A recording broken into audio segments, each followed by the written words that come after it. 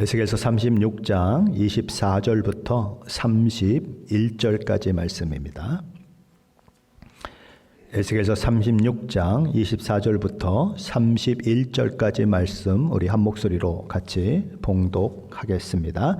내가 너희를 여러 나라 가운데에서 인도하여 내고 여러 민족 가운데에서 모아 데리고 고국 땅에 들어가서 맑은 물을 너희에게 뿌려서 너희로 정결하게 하되 곧 너희 모든 더러운 것에서와 모든 우상 숭배에서 너희를 정결하게 할 것이며 또 새 영을 너희 속에 두고 새 마음을 너희에게 주되 너희 육신에서 굳은 마음을 제거하고 부드러운 마음을 줄 것이며 또 내 영을 너희 속에 두어 너희로 내 율례를 행하게 하리니 너희가 내 규례를 지켜 행할지라. 내가 너희 조상들에게 준 땅에서 너희가 거주하면서 내 백성이 되고 나는 너희 하나님이 되리라.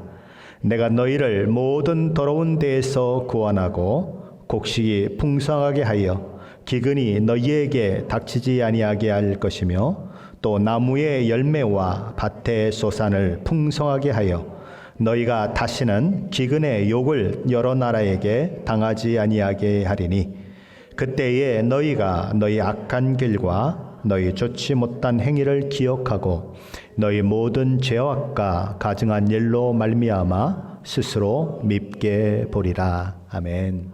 북이스라엘이 아수르에 의해서 멸망을 하고 남유다가 바벨론에 의해서 멸망한 이후에 이스라엘 주변 국가인 에돔을 비롯한 암몬, 모압 같은 나라들은 이스라엘의 남은 땅을 노려요. 그래서 그것을 소유로 삼습니다. 쉽게 말하면 나라를 빼앗긴 것만도 해도 너무 억울한데 이제 힘이 없어진 그 틈을 타서 이때다 싶어서 그렇게 땅을 차지하는 그 일들을 그들이 하고 있는 것입니다. 그들은 높은 곳이 우리 기업이 되었다 그렇게 외치며 기뻐했어요. 그들에게 있어서 이스라엘은 노량물이고 조롱의 대상이었습니다.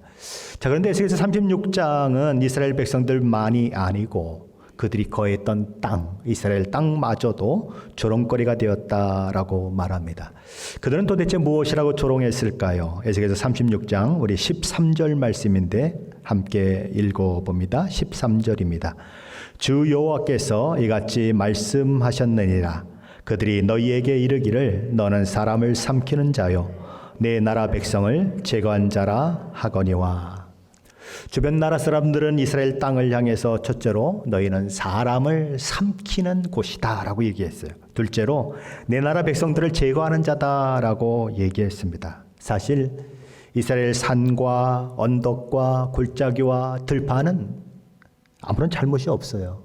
그러나 그럼에도 불구하고 이스라엘 땅은 사람을 삼키는 땅이다 그렇게 조롱받게 되었다는 것입니다. 이스라엘 백성들의 타락, 그들의 범죄와 만행, 그리고 하나님을 배반하고 이방신들과 우상들을 섬긴 결과로 인해서 하나님의 심판을 받아 전쟁이 곳에 일어나고 그로 인해서 수많은 사람들이 학살당하고 수많은 사람들이 포로로 잡혀가고 거기다 엎친 데 덮친 격으로 가뭄과 기근, 전염병까지 더해지면서 이스라엘 땅 완전히 초토화되는 것입니다. 사람 사는 땅이라고는 볼 수 없을 만큼 온 국토가 황폐하게 되었습니다. 이스라엘 백성들이 창조주 하나님 그들의 구원자 되신 하나님을 올바르게 섬기고 하나님 앞에 바로 살았다면, 그리고 이스라엘 백성들이 하나님의 성품을 닮아서 거룩하고 정의와 공의를 행하며 살았다면 이스라엘 땅은 그야말로 하나님의 축복이 머무는 땅, 물이 마르지 않는 땅, 시절을 쫓아 온갖 과일과 채소 곡식을 만들어내는 땅, 온 세상 사람들이 이스라엘 땅은 축복받은 땅이라고 이야기할 그런 땅이었어요. 그러나 이스라엘 백성들이 죄와 허물로 말미암아 그들의 그 하나님을 배반하고 하나님을 제대로 섬기지 않는 그 일로 말미암아 이스라엘 땅마저도 저주를 받았고 사람을 삼키고 그 백성들을 제거하는 땅이라고 하는 불명예스러운 말을 듣게 된 것입니다. 사실 누구 때문이에요? 이스라엘 백성들 때문이에요. 아담과 하와가 범죄하고 했을 때에 땅이 저주를 받아서 엉겅퀴를 내고 가시덤불을 낸 것과 똑같이 사실은 인간의 타락 때문에 그 땅이 황폐해지고 그 땅이 조롱거리가 된 것이지요. 그런 의미에서 이스라엘 땅은 억울했을 것입니다. 그래서 로마서에 보면 어떤 말씀이 나오죠? 이 피조물들도 하나님의 아들들이 나타나는 것을 너무 원한다. 탄식하며 자기들이 구원받기를 그렇게 원한다는 것입니다. 그래서 사람들이 회복되어야 이 땅의 피조물들도 회복되고 땅도 회복되는 그 일들이 일어난다는 거죠. 저와 여러분의 가정은 어떤가요? 저와 여러분이 속한 교회는 어떻습니까? 우리는 교회가 좋다, 나쁘다 참 말을 많이 합니다. 교회가 왜 나빠집니까? 교회가 왜 좋아집니까? 교회 자체에 무슨 생명력이 있습니까? 교회 자체가 무슨 나쁜 짓을 하거나 좋은 짓을 할 수 있습니까? 누구 때문이에요? 그 교회에 속한 사람들 때문이에요. 그 교회에 속한 사람들이 잘하면 교회는 아름다운 교회가 되는 것이고, 그 교회에 속한 사람들이 잘못하면 교회는 욕먹는 교회가 되는 거예요. 지금 마찬가지예요. 이스라엘 땅도 사실은 땅이 뭘 알겠어요? 아무것도 몰라요. 그런데 이스라엘 백성들이 잘못해서 황폐하게 되다 보니까 한다는 소리가 사람을 삼키는 땅이다. 자기 백성을 제거하는 땅이고 사람을 죽이는 땅이다. 그렇게 소문이 나고 있는 것입니다. 하나님께서는 그렇게 타락한 이스라엘 백성들 때문에 억울한 누명을 쓰고 사람을 삼키고 백성을 제거한다고 하는 오명을 뒤집어 쓴 이스라엘 산들을 향해서, 그리고 맷뿌리들과 시내들과 골짜기들을 향해서 여호와의 말씀을 들으라라고 말해요. 1절에 보면 이스라엘 산들아 여호와의 말씀을 들으라. 4절에 보면 그러므로 이스라엘 산들아 주 여호와의 말씀을 들을지어다. 6절에 보면 그러므로 너는 이스라엘 땅에 대하여 예언하되 그 산들과 맷뿌리들과 시내들과 골짜기들에 관하여 이르기를 라고 말씀하시면서 하나님의 말씀이 이스라엘 그 땅을 향하여 선포되고 있는 것입니다. 무엇을 선포합니까? 이스라엘 땅이 회복될 것이다. 그들을 조롱하고 했던 그 이방 민족들은 망할 것이다 라고 얘기하는 것입니다. 그렇게 함으로써 이스라엘 땅이 뒤집어 쓰고 있는 억울한 누명이 벗겨질 것이다. 왜냐하면 그렇게 어떻게 누명이 벗겨집니까? 이스라엘 땅이 회복되는 그 일들을 위해서 누명이 벗겨진다는 것입니다. 하나님께서 이스라엘 땅아 내가 다시는 사람을 삼키지 아니하며 다시는 내 나라 백성을 제거하지 아니하리라 라고 그렇게 선언하시는 것입니다. 자, 그렇다면 하나님께서 이스라엘 땅을 이렇게 축복하시는 이유는 어디에 있을까요? 하나님께서는 이스라엘 백성들의 귀환을 준비하시고 계세요. 이스라엘 백성들이 돌아오는 그것을 준비하고 계신 것입니다. 이스라엘 백성들이 돌아오려면 어떻게 돼야 되죠? 그 땅이 그들이 살 수 있는 환경이 되어야 하는 거예요. 하나님의 천지를 창조하셨을 때 맨 마지막에 인간을 창조하신 이유도 인간이 살 수 있는 모든 환경을 만들어 놓고 그렇게 인간을 창조했던 것처럼 이스라엘 백성들을 돌이켜야 하는데, 그리고 그들이 돌아와서 충분히 하나님의 은혜 가운데 살게 해야 하는데 이스라엘 땅이 회복되지 않는다면 불가능하잖아요. 그래서 이스라엘 땅을 먼저 회복시켜 놓는 것입니다. 그래서 그 회복된 땅에 이스라엘 백성들이 들어오게 만드는 거죠. 그래서 이제 이스라엘 땅에는 나무들이 가지를 내게 될 것이고 온갖 과일 열매를 맺게 될 것입니다. 돌아올 이스라엘 백성들은 이스라엘 땅에 가득 채워지게 될 거예요. 그들은 땅을 경작하고 심고 거두게 될 것입니다. 폐허가 되었던 이스라엘 땅에 수많은 성읍들이 세워지고 집들이 건축될 거예요. 이스라엘 땅에 얼마나 많은 가축과 사람들이 살게 되었는지 이전과 같은 지위를 누리게 될 것이고 그들의 명성은 이전보다도 더 뛰어나게 될 것이다 라고 선언되는 거예요. 이스라엘 백성들의 회복은 곧 뭐의 회복입니까? 이스라엘 땅의 회복을 가져온다는 것입니다. 저와 여러분이 회복되면 저와 여러분의 가정이 회복돼요. 저와 여러분이 회복되면 교회도 회복됩니다. 그러므로 저와 여러분이 제일 먼저 구해야 되는 것은 무엇인가? 저와 여러분이 회복되는 것을 위해서 기도해야 합니다. 하나님 우리 가정을 살려주십시오. 우리 교회를 살려주십시오. 중요합니다. 그러나 더 중요한 것은 내가 회복되면 교회는 자동으로 회복돼요. 목사가 회복되면 교회는 자동으로 회복됩니다. 그래서 내가 회복되는 걸 구해야 하는 거예요. 저와 여러분의 믿음이 회복되어야 되고 신앙적 삶이 회복되어야 되고 말씀이 회복되고 기도가 회복되고 주의 복음을 향한 열정이 회복돼야 하는 것입니다. 그게 먼저예요. 저와 여러분이 회복되면 다른 모든 것은 줄줄이 자연스럽게 회복으로 따라오는 거예요. 자, 그렇다면 이스라엘 백성들이 하나님께서 약속해 주신 가나안 땅에서 쫓겨난 이유는 어디에 있을까요? 그리고 그들이 다시 회복되어 이스라엘 고토에 돌아오게 되는 그 축복을 누리게 되는 원인은 어디 있을까요? 먼저 이스라엘 백성들이 이스라엘 땅에서 쫓겨난 이유가 에스겔서 36장 17절로 19절 말씀에 나옵니다. 우리 함께 한번 읽어보십시다. 17절로 19절 말씀입니다. 인자야, 이스라엘 족속이 그들의 고국 땅에 거주할 때에 그들의 행위로 그 땅을 더럽혔나니 나 보기에 그 행위가 월경 중에 있는 여인의 부정함과 같았느니라. 그들의 땅 위에 피를 쏟았으며 그 우상들로 말미암아 자신들을 더럽혔으므로 내가 분노를 그들 위에 쏟아 그들을 그 행위대로 심판하여 각국에 흩으며 여러 나라에 해쳤더니, 이스라엘 백성이 망해서 세계 열국에 흩어질 수밖에 없었던 이유는 그들이 그들의 행위로 이스라엘 땅을 더럽혔기 때문이다라고 하나님 말씀하시는 것입니다. 그들은 첫째, 죄 없는 사람들이 피를 흘렸다고 얘기하는 거예요. 그것으로 땅을 더럽혔다. 죄 없는 사람들이 피를 흘렸다고 하는 것은 그 땅에 더 이상 정의와 공의가 존재하지 않았다는 것입니다. 그래서 수많은 억울한 사람들이 피 흘리고 죽는 것들이 일어나는 거죠. 이스라엘 백성들은 어떤 백성입니까? 그들은 하나님이 특별히 선택해서 세우신 백성으로서 서로 사랑하고 서로 공의와 정의를 베풀며 살아가야 하는 하나님의 백성 공동체로 부름받은 민족인 것입니다. 그러나 그들의 모습 속에는 하나님의 백성의 모습이 나타나지 않았다는 것입니다. 하나님을 알지 못하는 세상과 똑같은, 아니 더하면 더했지 덜하지 않는 모습으로 그들이 살아갔다는 것입니다. 왜 교회에 싸움이 있을까요? 왜 교회에 미움이 있을까요? 내가 하나님의 백성임을 알지 못하기 때문에 그래요. 하나님의 백성된 그 영광과 지위가 얼마나 아름다운지를 알지 못하기 때문에 그래요. 바로 그런 모습을 누가 가지고 있었다고요? 이스라엘 백성들이 가지고 있었어요. 그들이 두 번째로 가지고 있었던 것은 이방신을 섬기고 이방 우상을 섬긴 거예요. 그것을 땅을 더럽혔다는 것입니다. 그들이 거주하게 된 그 가나안 땅은 온갖 이방신과 이방 우상 숭배로 인해서 멸망한 땅이에요.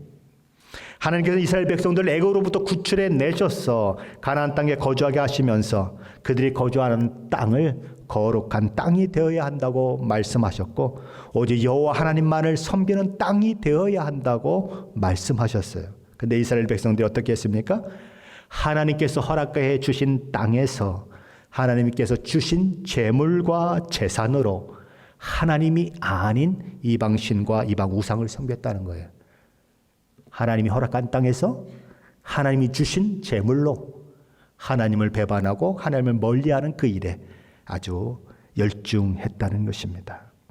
심지어 하나님께서 주신 아들과 딸들을 불에 태워서 우상에게 제물로 드리는 일까지 했다는 거예요. 그 일 때문에 가나안 백성들이 망했는데 그 일을 누가 했다고요? 하나님의 백성 이스라엘 백성들이 했다는 것입니다. 그러기에 하나님께서는 그들에게 진노하지 않을 수 없었고 심판을 행하지 않을 수 없었어요. 그것이 이스라엘이 망한 이유요, 열방과 세가 민족 가운데 흩어지게 된 이유인 것입니다. 하나님께서는 악이 그렇게 정수리 꼭대기까지 찼던 이스라엘을 징계하셨어요.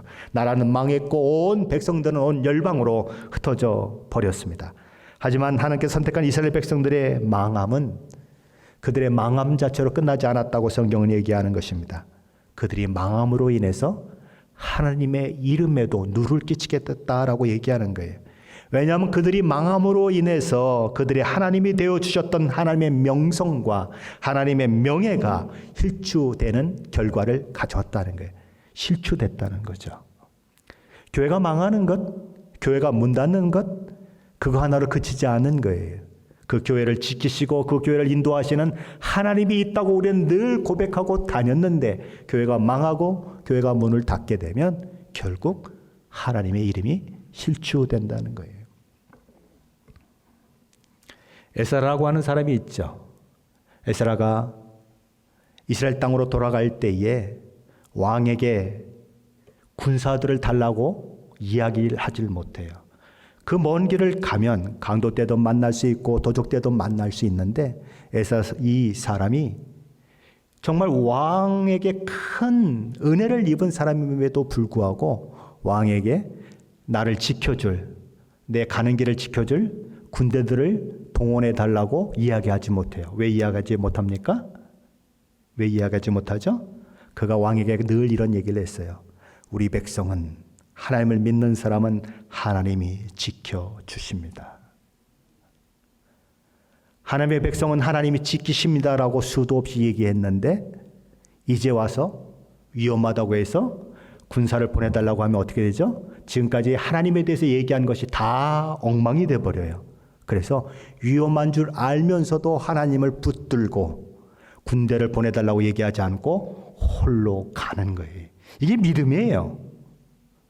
하나님의 이름에 먹칠하지 않기 위해서 자기가 말한 대로, 자기가 신앙했던 대로 요구하지 않고 그 길을 가는 거예요. 그게 믿음이에요. 하나님은 그래서 이렇게 말씀하시는 것입니다. 내 이름이 너희 때문에 실추되었다. 그래서 내가 내 이름을 회복하고자 한다. 그것이 에스겔서 36장 20절 21절 말씀입니다. 함께 읽어봅니다. 20절 21절입니다. 그들이 이른바 그 여러 나라에서 내 거룩한 이름이 그들로 말미암아 더러워졌나니 곧 사람들이 그들을 가리켜 이르기를 이들은 여호와의 백성이라도 여호와의 땅에서 떠난 자라 하였음이라. 그러나 이스라엘 족속이 들어간 그 여러 나라에서 더럽힌 내 거룩한 이름을 내가 아꼈노라. 하나님의 백성의 타락은 하나님의 이름에, 하나님의 명예에 실추를 가져옵니다. 교회의 타락은, 목사의 타락은, 성도의 타락은 어디까지 영향을 미칩니까? 하나님의 이름을 먹칠하고 하나님의 명예를 더럽히는 데까지 영향을 미칩니다. 하나님의 백성 공동체가 하나님의 말씀을 따라 살지 않고 악을 행하고 죄를 짓고 그냥 되는 대로 살면 그 자신만 욕을 먹는 것이 아니라, 교회만 욕을 먹는 것이 아니라 하나님의 이름까지 욕을 먹게 만든다는 거예요. 그래서 로마서 2장 24절에 보면 그 전에 유대인들에 대해서 얘기해요. 유대인들은 율법을 자랑합니다. 율법을 가르치는 자라고 생각을 합니다. 하나님의 뜻을 분별한다고 자부해요. 그런데 실제로 그들은 어떠한 짓을 합니까? 엉뚱한 짓을 하는 거예요. 율법을 가르치고 율법의 내용에 따라 산다고 하면서 엉뚱한 짓들을 하고 죄를 범하고 도둑질하지 말라 그래놓고 자기들은 도둑질하고 이런 모습을 보일 때에 하나님은 뭐라고 말씀하십니까? 하나님의 이름이 이방인 중에서 너희 때문에 모독을 받는다라고 말씀하세요. 그게 로마서 3장 24절에 이렇게 되어 있습니다. 기록된 바와 같이 하나님의 이름이 너희 때문에 이방인 중에서 모독을 받는도다. 이스라엘 백성들의 그 모습들 때문에 하나님의 이름이 이방 나라들 가운데 떨어지고 또 떨어지고 모독을 받게 되니까 하나님께서 그것을 견디지 못하시는 것입니다. 내 이름이 더럽혀지는 것을 그대로 방치해 두지 못하겠다라고 선언하시는 거예요. 그래서 에스겔서 36장 22절 23절에서 이런 말씀을 하는 것입니다. 우리 22절 23절 말씀입니다. 함께 읽어봅니다. 그러므로 너는 이스라엘 족속에게 이르기를 주 여호와께서 이같이 말씀하시기를 이스라엘 족속아 내가 이렇게 행함은 너희를 위함이 아니요 너희가 들어간 그 여러 나라에서 더럽힌 나의 거룩한 이름을 위함이라. 여러 나라 가운데서 더럽혀진 이름 곧 너희가 그들 가운데서 더럽힌 나의 큰 이름을 내가 거룩하게 할지라. 내가 그들의 눈앞에서 너희로 말미암아 나의 거룩함을 나타내리니 내가 여호와인 줄을 여러 나라 사람이 알리라. 주 여호와의 말씀이니라. 왜 이스라엘 백성들이 고국으로 돌아올 수 있었는가? 왜 그들이 다시 이스라엘 백성들이 살고 있었던 그 땅으로 돌아올 수 있었는가? 그들의 능력이나 그들의 잘남이나 그들의 어떤 가치 때문이 아니다. 그들이 하나님을 잘 섬겼기 때문도 아니다. 어디에 있다고요? 하나님의 실추된 이름의 명예 회복을 위해서 하나님이 나섰기 때문이다라고 말씀하는 거예요. 이스라엘 백성들이 하나님의 구원을 경험하게 되고 자기 고향에 돌아가게 되는 것은 그들에게 구원받을 조건이나 구원받은 가치가 있기 때문이 아니라는 것입니다. 그들은 여전히 하나님 앞에 함량 미달이었어요. 그러므로 그들의 구원은, 그들의 회복은 전적인 하나님의 일하심의 결과다. 하나님의 은혜 베푸심의 결과다라고 이야기하는 것입니다. 그것은 에스겔 시대뿐만 아니라 오늘날도 동일한 것입니다. 구원은 내게 있지 않아요. 하나님의 일하심에 있습니다. 저와 여러분의 공로가 아니고 자격이 아니라 하나님의 은혜 베푸심의 결과로 나타나는 것이 저와 여러분의 구원입니다. 그래서 로마서 5장 8절은 이런 말씀을 하는 거예요. 로마서 5장 8절이죠. 우리가 아직 죄인 되었을 때에 그리스도께서 우리를 위하여 죽으심으로 하나님께서 우리에 대한 자기 사랑을 확증하셨느니라. 언제요? 우리가 여전히 죄인 되었을 때에, 하나님을 찾지도 아니하고 하나님을 영화롭게 하지도 아니하고 하나님과 여전히 원수 되었을 때에 하나님의 십자가의 사랑으로 저와 여러분을 찾아오셨어요. 그래서 그것을 가르쳐서 은혜라고 하는 것입니다. 자, 그렇다면 문제가 뭘까요? 이스라엘을 구원해 내어서 그들을 이스라엘 땅에 다시 심으신다고 해도 어떤 문제가 남게 될까요? 이스라엘 백성들의 심령 속에 근본적인 변화가 일어나지 않는다면, 쉽게 말하면, 속된 말로 말하면 말짱 도루묵이라는 것입니다. 이스라엘 백성들의 마음이 변하지 않는 한 그들은 구원을 받았다고 하더라도 다시 우상 숭배로 돌아가고 이방신을 섬길 것이고, 세상의 가치와 세상의 정신을 따라 살면서 하나님의 성품인 거룩과 사랑, 정의와 공의를 알지 못하는 백성으로 살다가 또 망할 것입니다. 그래서 또 구원해 내면은요, 또 그 짓을 하다가 또 망할 거예요. 또 구원을 해내면요, 또 그렇게 될 거예요.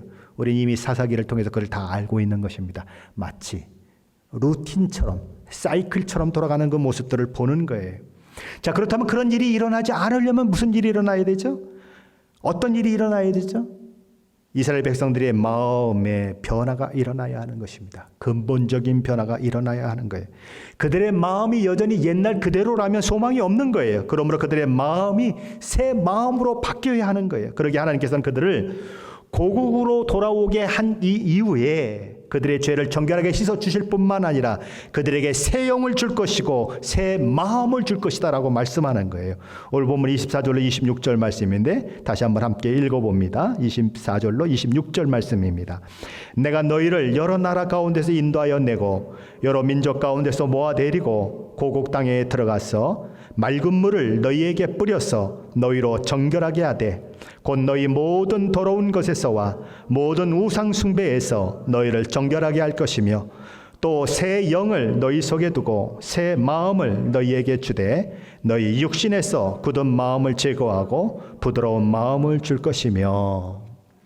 하나님께서는 이스라엘 백성들에게 물을 뿌려서 그들을 먼저 씻어주겠다고 하십니다. 왜냐하면 하나님의 백성이 이스라엘 백성들이 온갖 악한 일을 행한 부정함과 우상을 섬기던 더러움에서 깨끗하게 씻김을 받아야 하기 때문입니다. 죄를 용서받아야 할 것은 불의한 행위뿐만이 아니고 씻겨져야 할 더러움이라고 하는 거죠. 하나님께서 물을 뿌려서 이스라엘 백성들을 정결케 하신 이후에 그들에게 새 영과 새 마음을 주겠다고 말씀하십니다. 자, 보세요. 이스라엘 백성들의 정결 과정이 어떻게 진행됩니까? 먼저는 죄를 씻는 것입니다. 그게 죄사함이라고 하죠. 그리고 새 마음과 새 영이 그들에게 부어져서 그들로 새로운 삶, 새로운 신분의 사람으로 만들어 주시는 것입니다. 이 상태를 신약식으로 표현한다고 하면 거듭난 상태, 구원받은 상태다라고 말할 수 있어요. 디도서 3장 5절은 하나님의 그래서 그것으로 인해서 구원하심, 죄인된 우리를 먼저 찾아오셔서 우리 주님의 십자가 대속의 은혜로 우리를 구원하실 기뻐하신 그 하나님의 일하심을 이렇게 이야기합니다. 우리를 구원하시되 우리의 행한 바 의로운 행위로 말미암지 아니하고 오직 그의 긍휼하심을 따라 중생의 씻음과 중생의 씻음과 성령의 새롭게 하심으로 하셨나니. 오늘 이거 똑같아요. 에스겔서에 있는 거하고. 에스겔서도 어떻게 하죠? 너희들이 잘난 것 때문이 아니다. 내가 더럽혀진 내 이름을 회복하기 위해서 일을 하고 있는 것이다. 너희 공로가 아니고 내가 하는 것이다 라고 말씀하셨어요. 그리고 뭐예요? 내가 씻어주겠다. 새 영과 새 마음을 주겠다. 근데 여기도 그렇게 얘기하는 거예요. 너희의 의로운 행위로 말미암은 것이 아니고 나의 긍휼에 따라 된 것이다. 중생의 씻음과 성령의 새롭게 하심으로 되었다. 바로 우리의 구원을 그렇게 얘기하는 것입니다. 구원의 과정을 얘기하고 있는 거죠. 자, 그런데 새 마음은 어떤 마음일까요? 예전에 우리가 가졌던 마음이 변화된 것을 말할까요? 근데 오늘 성경은 그렇게 얘기하지 않습니다. 오늘 에스겔서 36장 26절 말씀은 이렇게 얘기해요. 너희 육신에서 굳은 마음을 제거하고 부드러운 마음을 줄 것이며. 여기 굳은 마음은 돌과 같은 마음이에요. 그런데 그 마음을 어떻게 하신답니까? 제거하시겠다.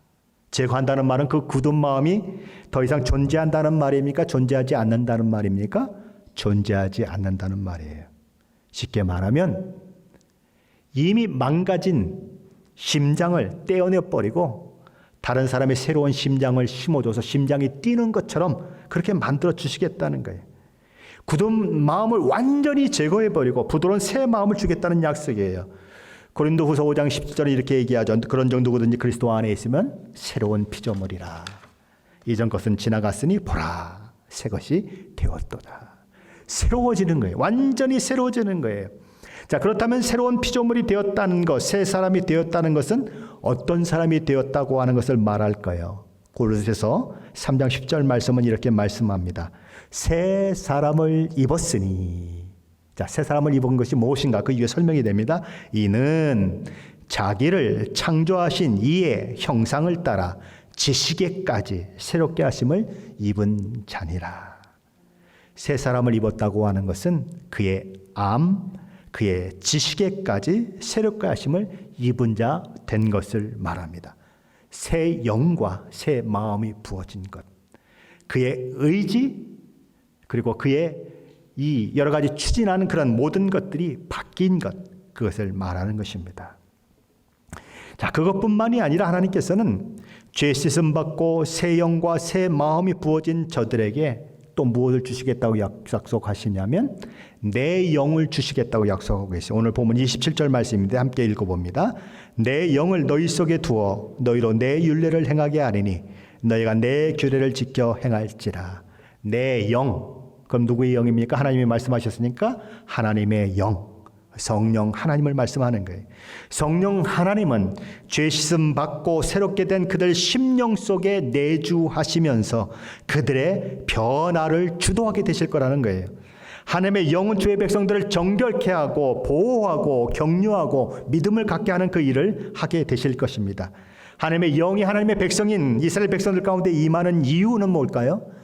그들이 하나님의 말씀을 능히 행할 능력을 가지게 하기 위함인 것입니다. 그들에겐 율법이 있었어요. 하나님의 백성이라고 하는 부르심이 있었어요. 그러나 그들은 율법을 능히 지켜낼 수 없었어요. 그런데 이제 성령 하나님이 그들에게 임하시면 그들은 하나님의 말씀을 따라 살 수 있는 능력을 부여받게 되는 것입니다. 하나님의 영이 주의 백성과 함께하면 그들은 비로소 거룩에 대한 열정이 생기고 거룩을 추구하는 의욕이 생기고 거룩을 살아낼 수 있는 능력이 부어지는 것입니다. 그것이 신약 성경에 와서도 마찬가지로 적용이 되죠. 하나님께서 구원받는 자들에게 구원받았다고 하는 보증으로 성령 하나님을 그 안에 내주하게 하신다고 약속하세요. 성령 하나님이 내 안에 있으면 나는 뭐예요? 구원받은 사람이다. 보증이라는 거예요. 하나님이 딱 보셨더니 그 안에 누가 있어요? 성령 하나님이 있어요.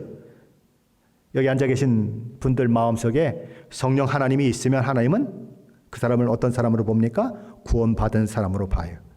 아무리 종교적으로 뛰어나고 아무리 교회를 100년을 다녀도 그 안에 성령 하나님이 없으면 그 사람 구원받은 사람 아니라는 거예요. 성령 하나님이 오셔서 뭔 일을 하십니까? 성령 하나님이 오셔서 가르치시고 교훈하시고 하나님의 말씀을 따라 살 수 있도록 능력을 부여하세요. 요한복음 14장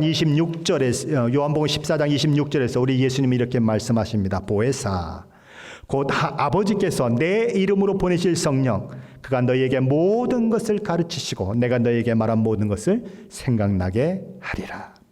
성령 하나님께서 우리 안에 하시는 것은 무엇입니까? 하나님의 말씀을 깨달아 알게 하는 거예요. 우리에게 우리 주 예수 그리스도께서 가르치셨던 모든 가르침들, 교훈들을 생각나게 하는 것입니다. 그리고 성령 하나님은 또한 우리 영과 더불어서 우리가 하나님의 자녀인 것을 증언합니다. 성령 하나님은 우리로 하여금 예수 그리스도를 알게 하실 뿐만 아니라 성령 하나님은 저와 여러분을 모든 진리 가운데로 인도하십니다. 성령 하나님은 또한 저와 여러분으로 하여금 권능을 얻게 해서 복음을 증거하게 하세요. 그렇게 죄 씻음 받고 새 사람 되고 내주하시는 성령 하나님의 인도함을 받는 사람을 가리켜서 하나님의 백성, 하나님의 자녀라 부르게 되는 것입니다. 오늘 본문 28절도 그 얘기를 해요. 우리 28절 말씀입니다. 함께 읽어봅니다. 내가 너희 조상들에게 준 땅에서 너희가 거주하면서 내 백성이 되고 나는 너희 하나님이 되리라. 어떤 일들이 있은 후에 이 일들이 있죠? 그들을 고토로 돌아오게 하고 죄 씻음 받고 새 형과 새 마음이 부어지고 하나님의 영이 그들의 마음 가운데 내주해서 율법의 말씀을 실천하게 하는 그 일들이 일어나고 나니까 하나님 뭐라고 말씀하십니까? 너희는 내 백성이 되고 나는 너희 하나님이 되리라. 이게 아름다운 하나님의 자녀의 모습이라는 거예요. 자, 그런데 그렇게 은혜를 받고 하나님의 자녀가 되면 그 사람 가운데 어떤 일들이 일어날까요? 오늘 보면 31절 말씀입니다. 함께 읽어봅니다. 31절입니다. 그때에 너희가 너희 악한 길과 너희 좋지 못한 행위를 기억하고 너희 모든 죄악과 가증한 일로 말미암아 스스로 밉게 보리라. 그런 모든 일들을 경험하고 하나님의 자녀가 되고 하나님의 백성이 되고 나니까 뭐가 보여요? 과거에 자기가 잘못했던 것들이 다 보여요. 죄에 대해 민감해졌어요. 그래서 어떻게 합니까? 구원받은 자는 더 이상 죄에 머물러 앉아 있을 수 없어요. 죄를 그냥 짓는 것을 즐거워할 수가 없어요. 왜요? 죄를 미워하는 마음이 그 마음 가운데 생겼기 때문에 그래요. 죄 때문에 내가 사랑하는 예수 그리스도가, 나를 구원하신 예수 그리스도가 십자가에 못 박혀 죽으셨는데 어떻게 내가 죄를 사랑할 수가 있겠어요? 못 사랑하는 거예요. 그래서 어떤 일들이 일어납니까? 거지가 탐욕, 죄악 가운데 행했던 자신을 미워하는 자리에 이르게 되는 것입니다. 자기 부정이 일어난다는 거예요. 그때부터 죄와 싸우되 피 흘리기까지 싸우는 싸움이 시작되는 거예요. 예수만 믿었으니까 이제는 막 죄져도 된다고요? 예수 믿었으니까 이제는 내 마음대로 막 살아도 된다고요? 가짜 구원이에요. 그런 구원은 없어요. 그런 구원을 주장하는 사람을 가리켜서 뭐라고 그런지 아세요? 구원파라고 그래요. 근데 희한하게 교회 다니는 사람 중에도 구원파가 많아요. 그런 주장을 하는 사람들이 많아요. 구원받았는데 뭐가 어때? 내 마음대로 살면 어때? 라고 얘기하면 뭐라고요? 구원파예요. 이단이에요. 그런데 이단 같은 소리 하지 마십시오. 구원받으면 죄와 피 터지게 싸우는 일들이 일어나야 정상이에요. 물론 우리는 넘어져요. 근데 넘어지면 너무 슬퍼요, 아파요, 힘들어요. 그것을 회복하는데 얼마나 힘든지 아세요? 한번 넘어지면 다시 한번 일어나는데 얼마나 힘든지 아세요? 그런 일들이 일어나는 거예요. 그 힘든 과정을 통해서 일어난 걸 경험하면 그 유혹이 올 때에 그 유혹에 빠져들고 싶은 생각이 안 나요. 왜요?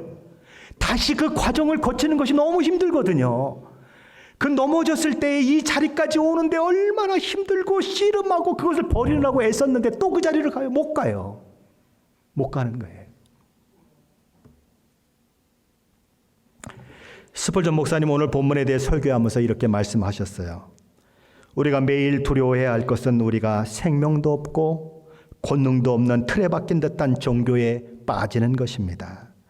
우리는 참된 기쁨이나 찬양 없이도 노래를 부를 수 있습니다.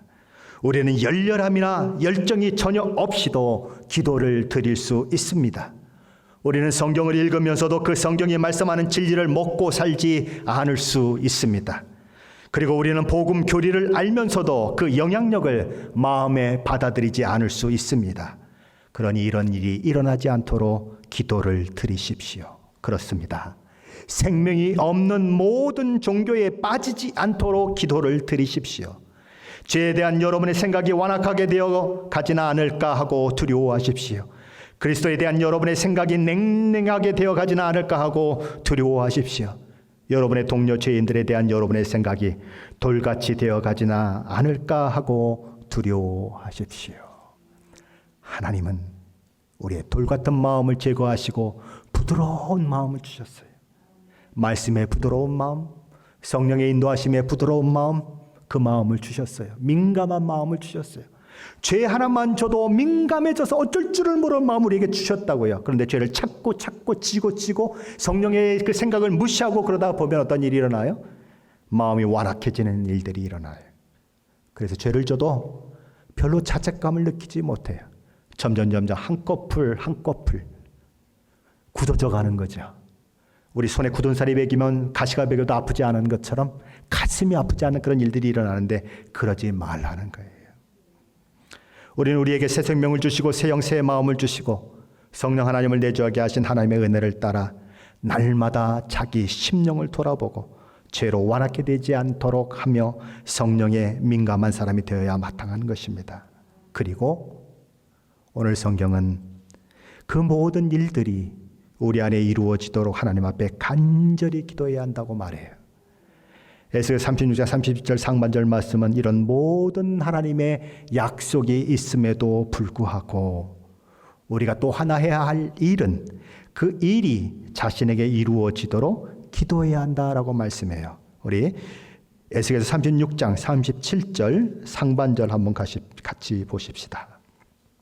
우리 구하여 할지라까지만 있습니다. 주 여호와께서 이같이 말씀하셨느니라. 그래도 이스라엘 족속이 이같이 자기들에게 이루어 주시기를 내게 구하여야 할지라. 이 죄와의 싸움은, 이 하나님이 주신 구원을 이루어가는 이 과정은 쉽지 않은 것입니다. 하나님은 약속하셨어요. 하나님 약속의 수없는 말씀들을 성경 속에 적어놓고 계십니다. 그런데 그 말씀이 내 것이 되려면, 그 말씀이 내 것이 돼서 역동적으로 내 안에서 역사하려면 뭘 해야 한다고요? 그럼에도 불구하고 내게 그것이 이루어지도록 하나님 앞에 간구해야 한다. 하나님의 능력이 내게 임하고 하나님의 도우심이 내게 임해서 그 일들이 할 수 있도록 내가 간절히 기도할 때에 하나님의 약속의 말씀들은 내 안에서 이루어진다라고 말씀하는 것입니다. 진심으로 하나님께 기도하시고 죄 씻음 받고 새 영과 새 마음이 부어진 새 사람으로서 성령 하나님께서 내주하시며 말씀을 따라 살게 하신 그 사람으로서 매일매일 죄와 싸우되 어디까지 싸워야 합니까? 피 흘릴까지 싸우는 사람. 바로 오늘 이 시대에 필요한 사람은 바로 그런 사람인 것입니다. 죄를 미워하되 정말 증오할 정도로 미워하는 사람. 예수 그리스도를 십자가에 못 박은 것이 죄의 권세예요. 바로 내가 마치 십자가에 못 박혀 죽는 것 같이 죄 짓는 것을 두려워할 줄 아는 사람, 바로 이 시대에 필요한 사람들인 것입니다. 하나님이 저와 여러분을 예수 그리스도를 통해서 구원하신 것은 다만 구원받았다라고 룰루랄라 그렇게 살라고 구원하시 주신 것이 아닙니다. 하나님의 말씀을 따라 살라고, 하나님을 닮은 사람이 되라고 그렇게 저와 여러분을 구원해 내신 것입니다. 오늘 말씀을 통해서 그 하나님의 마음을 마음에 담으시고 우리의 믿음을, 우리의 신앙을 바로 세우시는 그 일들이 있으시기를 예수 그리스도 이름으로 간절히 축원합니다.